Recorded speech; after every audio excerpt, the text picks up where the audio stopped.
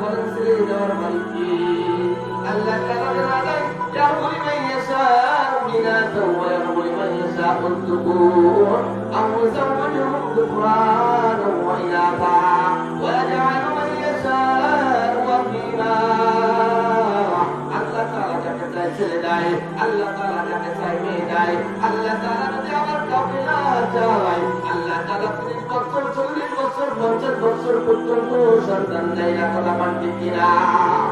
এই জন্য আমি প্রত্যেক বাবাকে বলবো, ও যুবক ভাই, তোমাকে যদি আল্লাহ কন্যা সন্তান দেয়, তুমি জান্নাতি, রাগ করা যাবে না, কষ্ট পাওয়া যাবে না।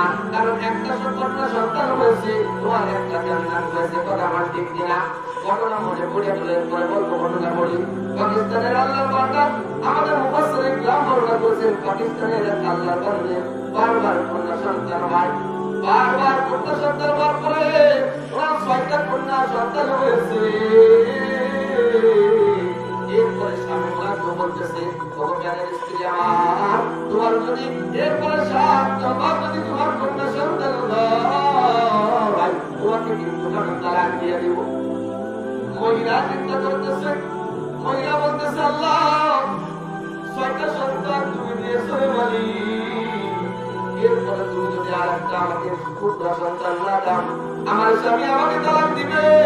ও জামাই বৃদ্ধাবাসে, ওই তো ওই 6টা সন্তান, ইয়া আল্লাহ, আল্লাহ তুমি আমার উপরে কুদরতের নজরে হিফাজত করো আল্লাহ। রাতের বেলায় স্বামী আর স্ত্রী এক বিছানায় ঘুমাইছে, ঘুমানোর পরে স্বামী ঘুমাইয়া গেছে, স্ত্রীর তো চোখে ঘুম নাই, কারণ ওর গর্ভে যদি কন্যা সন্তান হয় তাহলে ওনার স্বামী ওনাকে তালাক দিয়ে দিবে। আল্লাহর বান্দা তাহাজ্জুদের নামাজের সময় ঘুম থেকে উঠিয়া ঠান্ডা পানি দিয়ে ওযু বানাইয়া আল্লাহর কুদরতি কদমে সিজদা দিয়া আল্লাহর কাছে বলতেছে, ও দয়ার আল্লাহ, ও দয়ার মালিক, আমার স্বামী আমাকে বলেছে তুমি যদি একটা পুত্র সন্তান না দাও তাহলে আমাকে তালাক দিয়ে দিবে। আল্লাহ তুমি ছাড়া দেওয়ার কোনো দরওয়াজা নাই। আল্লাহ তুমি যদি আমাকে একটা পুত্র সন্তান দাও তাহলে এই স্বামীর গর্ভ সন্তান হবে।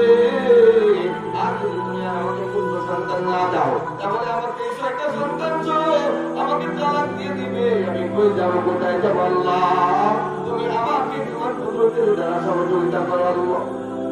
আল্লাহ তাআলা তো বড় রহমান, আল্লাহ তাআলা তো রাখি